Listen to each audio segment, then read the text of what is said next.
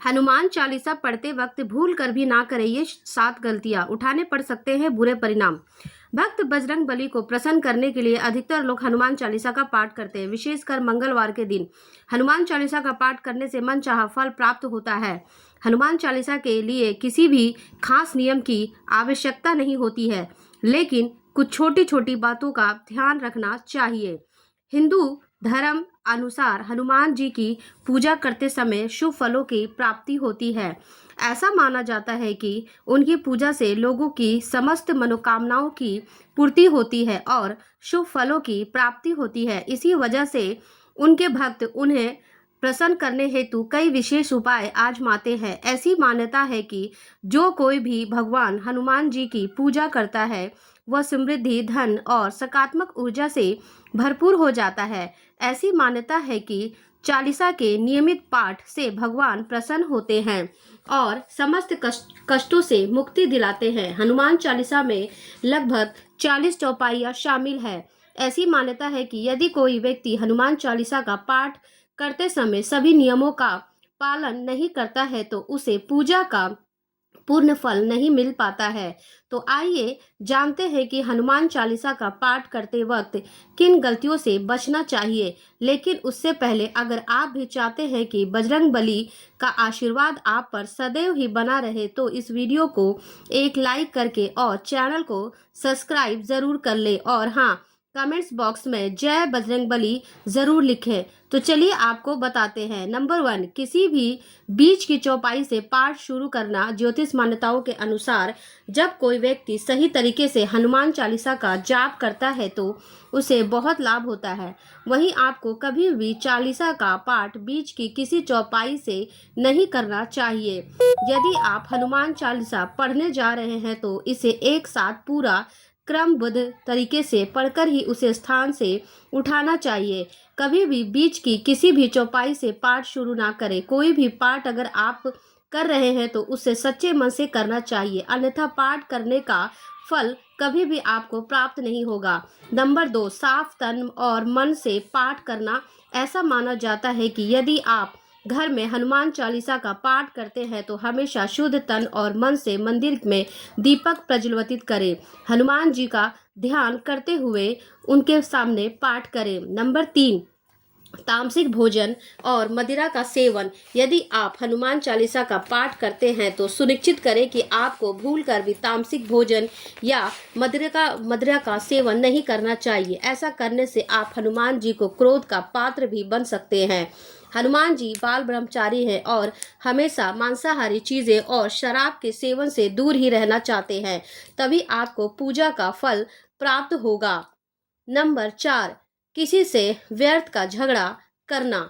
यदि आप हनुमान चालीसा का पाठ करते हैं तो ध्यान रखें कि आपको भूल कर भी किसी निर्बल को सताना नहीं चाहिए और किसी से व्यर्थ में झगड़ा नहीं करना चाहिए। यदि आप भी हनुमान चालीसा का पाठ करते हैं तो ध्यान रखें कि आपको किसी का भी अपमान नहीं करना चाहिए और ना ही किसी के लिए अपशब्दों का प्रयोग नहीं करना चाहिए।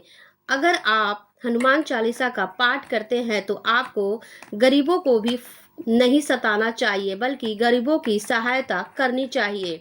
नंबर 5, जीवन साथी को छोड़कर किसी अन्य रिश्तों में बंधना। यदि आप विवाहित हैं और हनुमान चालीसा का पाठ करते हैं तो आपको जीवन साथी के अलावा किसी और से रिश्ते जोड़ने की बात नहीं सोचनी चाहिए। ऐसा करने वालों को कभी भी हनुमान चालीसा के शुभ फल नहीं मिलते हैं। किसी विवाहित पुरुष को किसी अन्य पराई स्त्री से संबंध नहीं रखना चाहिए। अगर कोई स्त्री भी हनुमान चालीसा का नियमित रूप से पाठ करती है तो उसे भी स्त्री को भी अपने पति के अलावा किसी अन्य पुरुष से संबंध नहीं रखना चाहिए। अगर किसी व्यक्ति की शादी नहीं हुई है तो उसे तो पराई स्त्री से दूर ही रहना चाहिए। यदि कोई व्यक्ति हनुमान चालीसा का पाठ करता है तो उसे इस बात का ध्यान जरूर रखना चाहिए। नंबर 6, गरीबों और जानवरों को सताना नहीं चाहिए।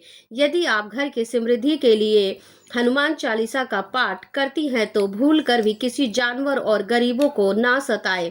ऐसा करने से पूजा का फल आपको नहीं मिलता है और घर में दुख बने रहते हैं।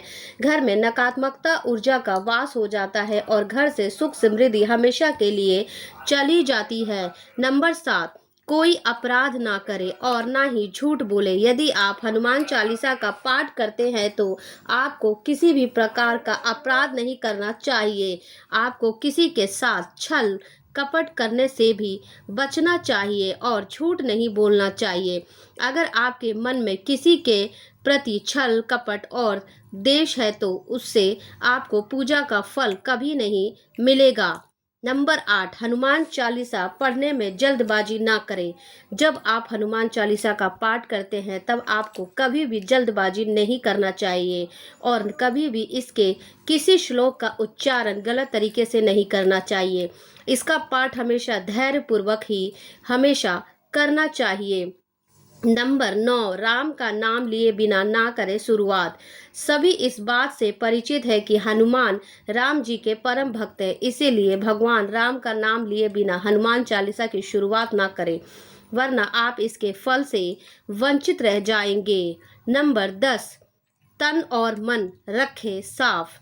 हनुमान जी और उनके इष्ट श्री राम जी के चित्र की स्थापना करें। इसके बाद उनके समक्ष जल से भरा पात्र रखें। कम से कम 3 बार से लेकर 108 बार तक चालीसा का पाठ करें। घर में हनुमान चालीसा का पाठ करते समय तन और मन दोनों ही साफ होना बेहद जरूरी है। नंबर 11, मन में ना लाए अनुचित ख्याल। हनुमान चालीसा का पाठ करते समय मन किसी भी प्रकार की अनुचित नहीं आना चाहिए। प्रयास करें कि चालीसा का पाठ समय रोज एक ही हो। विशेष दशाओं में यात्रा तथा सोते समय की चालीसा का पाठ करते सकते हैं। नंबर 12, मंगलवार और शनिवार को हनुमान के दर्शन। हनुमान चालीसा का पाठ करने वाले को मंगलवार और शनिवार को हनुमान मंदिर में जाकर हनुमान जी के दर्शन जरूर करने चाहिए। यदि मंगलवार या शनिवार को हनुमान मंदिर में जाकर उनके सामने घी का दीपक जलाने से और हनुमान चालीसा का पाठ वहीं बैठकर करने से बड़े कष्ट और दूर हो जाते हैं। नंबर 13, कभी भी गलत संगत वाले लोगों के साथ में ना रहे। यदि आप हनुमान चालीसा का पाठ करते समय भी गलत लोगों की संगत में बैठते हैं तो उनका साथ उनके गलत कर्मों में देते हैं तो आपका पतन निश्चित है। इसीलिए ऐसे लोगों से हमेशा दूर ही रहे। नंबर 14, ज्योतिष के अनुसार मंगल के दिन 3 बार पाठ करना बेहद शुभ माना जाता है। जब भी आप पाठ करें तो सबसे पहले एक पात्र में जल भर कर रख ले। उसके बाद जब हनुमान चालीसा का पाठ संपन्न हो जाए तो उस जल को ग्रहण कर ले। इससे आपको लाभ तो मिलेगा ही, साथ ही हनुमान जी जमकर अपनी कृपा बरसाएंगे। नंबर 15, सूतक काल। परिवार में जब किसी इंसान की मौत हो जाती है तो वहाँ सूतक काल मान्यता रहती है। जब तक ये सूतक काल रहता है तब तक हमें हनुमान सहित किसी अन्य देवी देवताओं की पूजा नहीं करनी चाहिए। इस दौरान मंदिर में भी प्रवेश ना करें। तो दोस्तों, वीडियो अच्छी लगी हो तो लाइक करें और चैनल को सब्सक्राइब करें। फिर हम मिलेंगे नेक्स्ट वीडियो में, तब तक के लिए धन्यवाद।